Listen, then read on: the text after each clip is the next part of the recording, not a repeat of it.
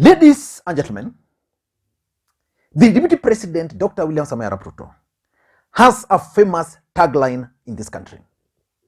Siasa ni kujipanga. I have a message for Musalia Mudavadi. William Ruto amempanga. And at the end of the day, whether William Ruto is going to become the next president of the Republic of Kenya or not, Musalia Mudavadi is headed for the political oblivion. I don't know whether Raila Odinga will resurrect him from that oblivion the way he has done before. But I don't think Raila Odinga will do that this time. The truth of the matter is that Musalia Mudavadi joined William Samoei Arap Ruto. And William Ruto has used that opportunity to ensure that at the end of the day, Musalia Mudavadi will never be a problem again. In this video, I want to explain to you guys how a smart William Samoei Arap Ruto is strategically destroying Musalia Mudavadi in Western Kenya. But before we do that, in case you are watching this channel for the first time, I want you guys to take a second or two, click the subscribe button so that next time we produce a video like this, YouTube will automatically notify you. And to the subscribers, I want to continue. Thank you guys for your continued support. Because without that support, this channel cannot be where it is. And I want to make one passionate appeal to you on this particular video. Please give it a thumbs up. For those who can, drop your comments. And the best way you can also support this channel is by by sharing the video. Thank you so much. There's a lady, she told me not to mention her name, who sent me coffee. I want to thank her wherever she is. Now, let us get back to business. Musalia Mudavadi joined William Samoei Arap Ruto. Do you think that was the best move for Musalia Mudavadi? For me, Musalia Mudavadi had very little options. One of them was to run for the presidency, and he was going to lose. The other one was to stick with Raila Odinga in Azimio and probably just get whatever he got on this other side. And the third option for him was to join William Samoei Arap Ruto, specifically to punish President Uhuru Kenyatta and Raila Odinga. I want to assume that that's exactly what he wanted to achieve. But William Samoei Arap Ruto has used that one stone to kill two birds in the name of Musalia Mudavadi. William Ruto is very smart. He's going into this election to win. And he also understands that there's a possibility that he might not win. And his arithmetics and calculation with Musalia Mudavadi is that if he wins the presidency, Musalia Mudavadi will still not have much power. And if he loses in the election, then Musalia Mudavadi will also be sent into the political oblivion. Why do I say it so? Before I explain, I want to explain in this video why Ruto is actually keen on destroying Musalia Mudavadi. But let us just look at politics first. According to the agreement they have, Musalia Mudavadi has been told that you must deliver 70%. How is Musalia Mudavadi going to deliver 70% of Western Kenya? If, for example, he's still complaining about UDA sponsoring candidates in his own constituency.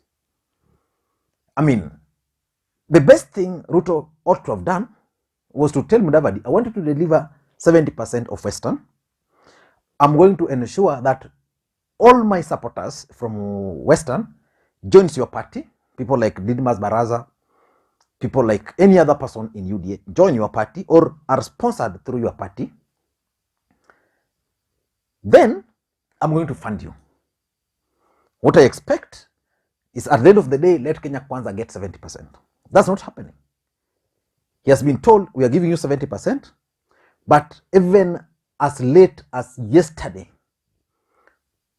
but one also, Musalia Mudavadi was still complaining about UDA sponsoring a candidate, not any other place, but in his own ward in his own constituency, will he be able to garner the 70%? That's number one. Let us also look at the zoning. Ideally, what ought to have happened is that UDA ought to have zoned Western Kenya because they didn't have a chance. They ought to have zoned Western Kenya for Mudavadi and for Wetangula, so that these guys were going to deliver the seats. But that's not happening. I want you to listen to this interesting interview on Musalia Mudavadi complaining on Nyota TV by my friend Desterio Kumu, just before we proceed. Sasa zimebaki tuje kwa Musalia Mudavadi. Jana akiwa iko jana majuzi akiwa katika kwake kule alizungumza kwa lugha ya mama na kuambia watu kwamba msichague watu UDA. Chagueni watu wa ANC. Viga lazima msiniaibishe. Lazima mnipe mnibebe. Na hao watu wa UDA ambao wamesimama hawa achaneni nao. Nataka watu wa ANC. Na nataka nimnukuu kwa maandishi yake. If you look keenly, do you think Sugoi residents can elect an ANC MP in their backyard, despite some of us being on one coalition? Let's be honest and say the truth. As much as we are going to form a government, yes, but Ruto's home MP will be from UDA party. Don't embarrass me in this forthcoming general election. Just give me ANC MP in my backyard. Mwisho, we are going to vote for UDA candidates in these forthcoming elections here in Viga. Wao wanamjibu sasa. Huyo ni mama wa Mayantaka Women Rep kwa UDA, Jacqueline Mwenes. Anasema kwamba we are going to vote for UDA candidates in these forthcoming elections here in Viga. We have no Kenya Kwanza candidates. It's UDA from bottom to the top.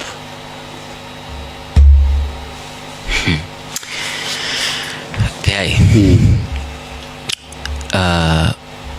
My grandmother, the late, rest in peace, used to tell me in Kiluya, Obsiru lango msala. Ujinga ona dawa. Foolishness has no medicine. It brings to the fore the question KI.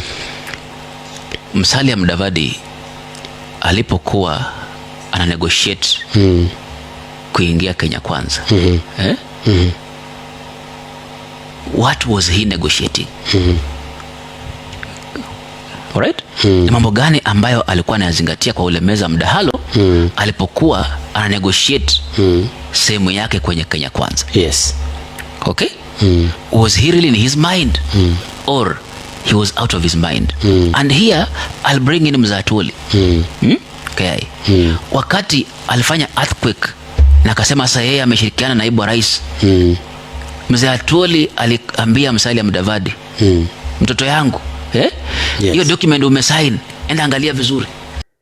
That's a very interesting discussion about zoning.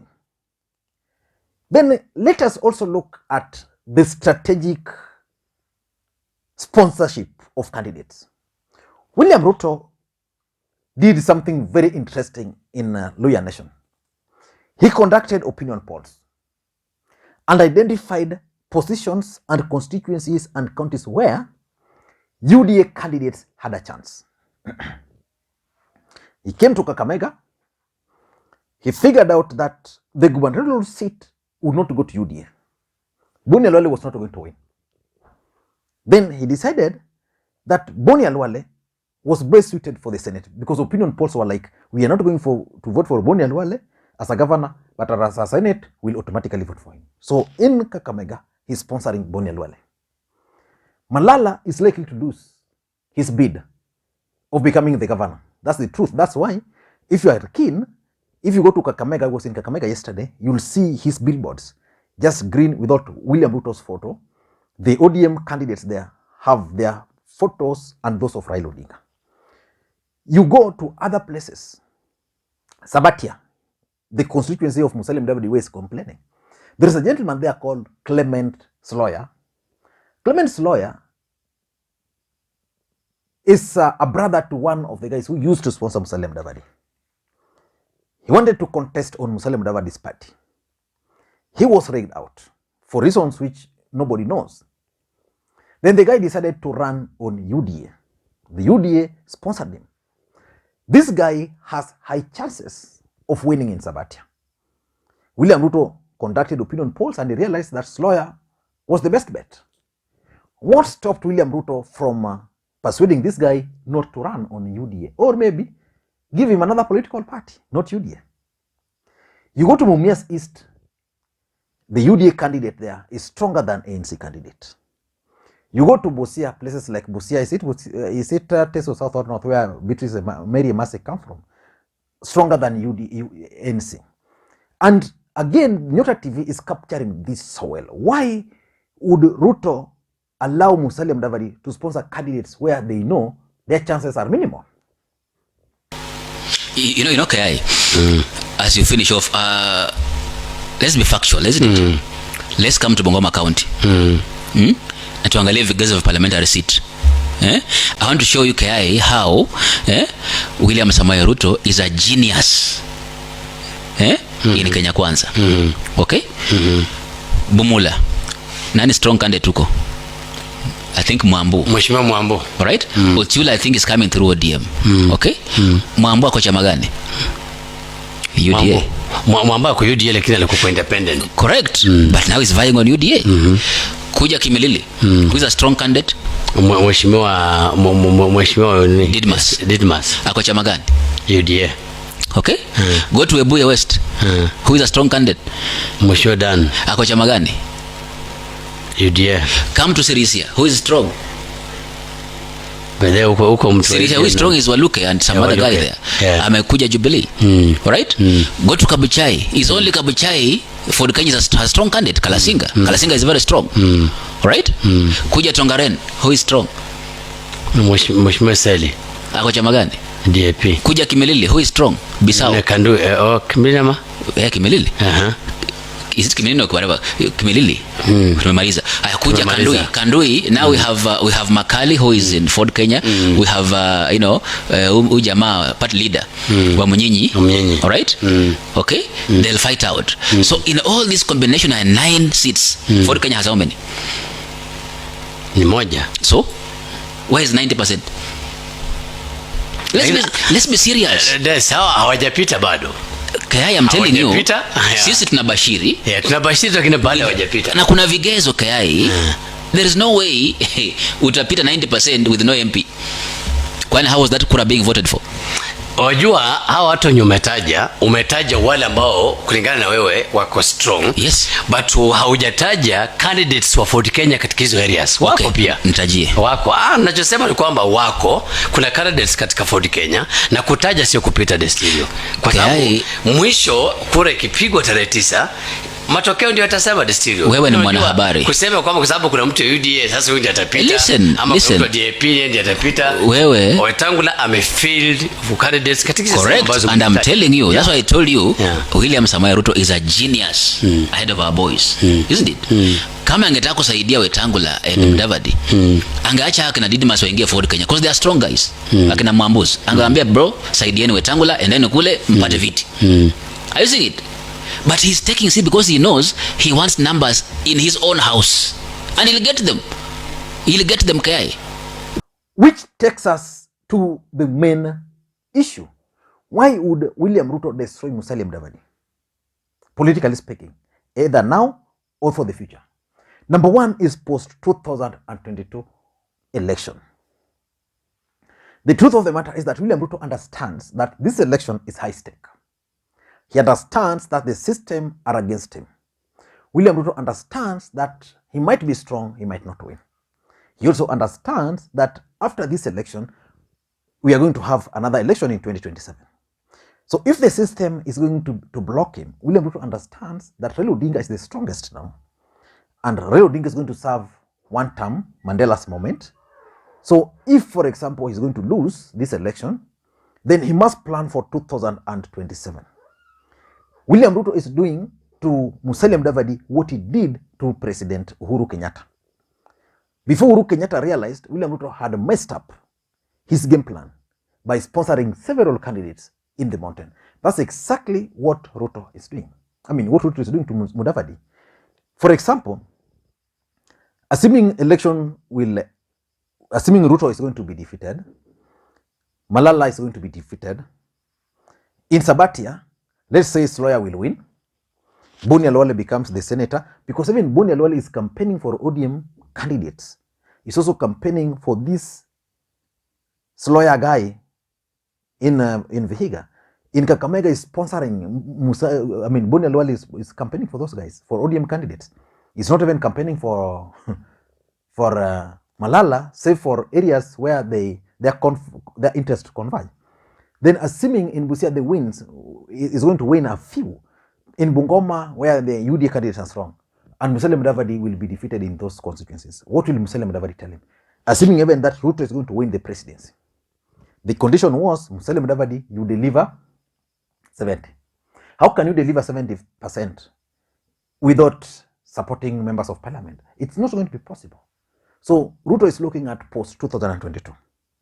And whether it's going to win or not, he wants to ensure that as we go towards 2027, Musalia Mudavadi will be out of the picture. Number two, I think he is trying to contain Musalia Mudavadi's influence in Western, whether he becomes the president or not. If Ruto becomes the president of the Republic of Kenya, then he has his MPs from Western Kenya, then it means Musalia Mudavadi will not be able to hold him hostage at any point. So basically he's trying to manage Musalia Mudavadi from that point. And number three, Ruto is also keen on making UDA as a national party, to appear as a national party. That's only possible if he's going to win in Western, a few seats there. Coast is going to win a few seats. He's going to Central win seats there. Rift Valley. Nyanza is targeting the Kuria seats and maybe Kisii, a few of them. Northeastern, Ukambani. So that at the end of the day after the elections, he's keen on portraying an image of a national party. And at what expense? Musalia Mudavadi is a bit weak. He's being sponsored. So the truth is, sponsor candidate in Western, let Musalia Mudavadi go. But at the end of the day, UDA will win those seats. And lastly, I think he's also keen on reducing Musalia Mudavadi's power to negotiate post-elections. Because Musalia Mudavadi was told, we are going to the elections. After the elections, bring 70%. Umeleta hiyo? We have not. Okay? You've not managed to get 70. So we promised to give you 30%. Now you have 40%. How many percent should we give you? Maybe 10%. Because William Ruto understands that there's no way Musalia Mudavadi will deliver 70% of Western Kenya. If, for example, they're going to get 70%, Ruto will ask him, out of those 70%, yangu ilikuwa ngapi? I don't know what you think, but that's my take. Thank you guys. And please, I normally get excited when I meet so many people who appreciate the work I do. Several of you guys, I nowadays meet you when I go to the banks, when I go to supermarkets, when I walk in the streets. So it's like the channel is now, the face is now everywhere. So I want to thank you guys so much for taking your time always to watch the channel. Till next time, bye-bye.